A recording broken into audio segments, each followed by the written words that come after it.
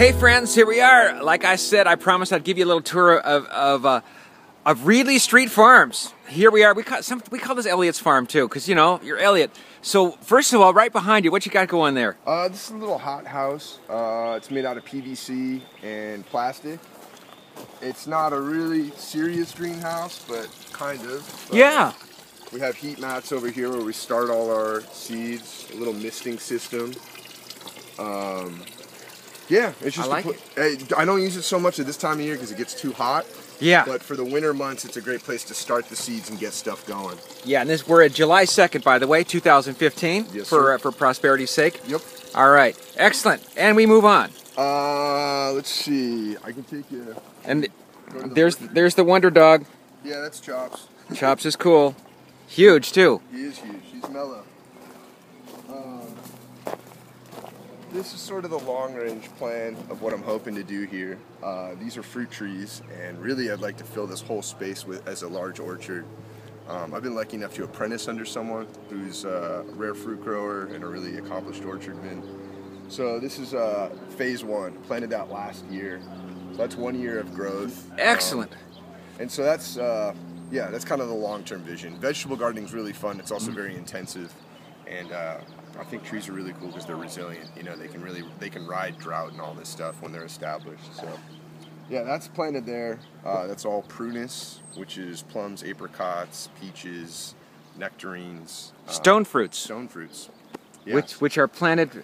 They are grafted. Yes. Yes, all that is grafted onto various types of rootstocks, and then there's real particular varietals. Nice. And behind you, the beehive. Beehives, yeah, that's they started out over there, and there's still one over there actually that I need to move. But yeah, that's going to be the new little bee yard, and then I'd probably fill this in with an orchard, this space, and so that way they'll be hidden back there, and then I'll force them to fly up and out. So this is raw, unfiltered honey, yes, that you sell? Yeah, absolutely. Just crush and strain, do it all here in a bucket and cheesecloth. Yeah, so it's really good, and it's all from bees forage on like a 2 to 5 mile radius. So when people say, "Hey, what's the honey made of?" Well, anything really that could be in my neighbor's yard, could be in my yard. I mean, lately I've seen them in the sunflowers, elderberry. Great. So yeah, it's a mix of stuff if you're getting urban honey. And it's always good, and so hard to find. I mean, believe me, I've looked, and apparently there are a lot of healing properties with local honey. Absolutely. I mean, if you think about pollen. Local pollens give people allergies, right?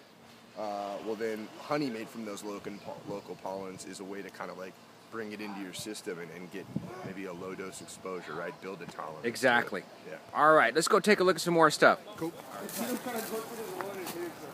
All right, Elliot, where are we now, buddy?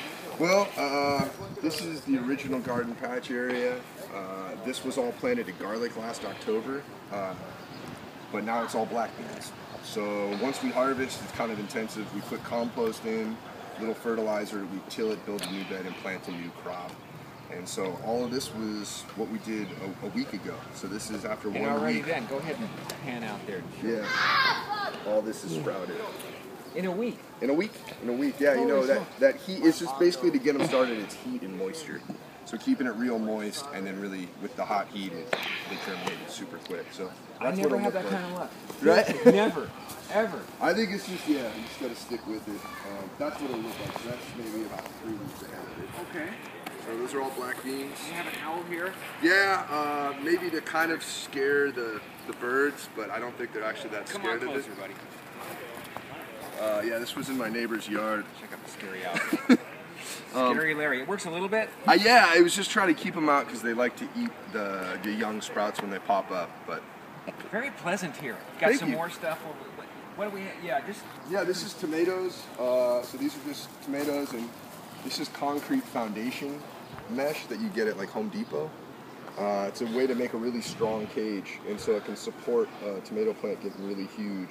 And way cheaper than buying those cages, right? Yeah, and those cages are never really that big, right? Yeah. Like they're always kind of tiny. So this is a nice way to make a nice, big, strong cage.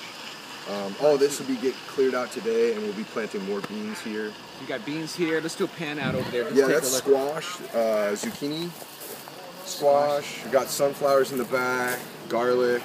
What the students are eating now is a mix of basil and strawberries from the edge. Beautiful. Yeah. Now do you also sell at farmers markets, right? Yeah, I sell at the Altadena Farmers Market.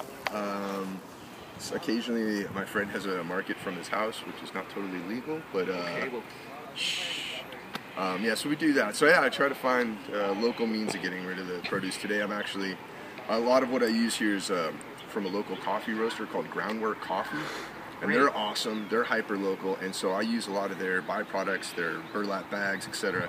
So I'm taking a bunch of onions and other vegetables to them today. shout out to Groundwork Coffee. They're awesome. Yeah, cool. Yeah. And I'll put a little thing, shout out on the video as well.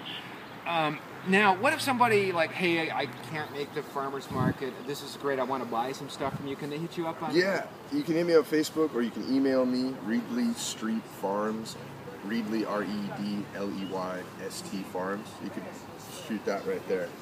Put that at gmail.com. And then, yeah, you can email me and we can get in contact. And you'll find it. And Yeah. I'll put it also on the video. We'll make sure it's easy to find. Cool. Anything else you'd like to show us? I mean, I guess I can show you the pumpkin patch. Let's go see the pumpkin patch that we just planted like a week or so ago. Yeah, that was a week ago. Hey friends, hope you're really enjoying the visit to Reedley Street Farms there. One more part of this episode, we're going to take a look at the newly planted pumpkin patch, how it was planted, and actually how to get free mulch and a bunch of it, as much as you want, for free, all right? Tune into the next one. Hope you enjoyed this one. Catch you next time on Cool People I Know or Meet with Nick Arnett.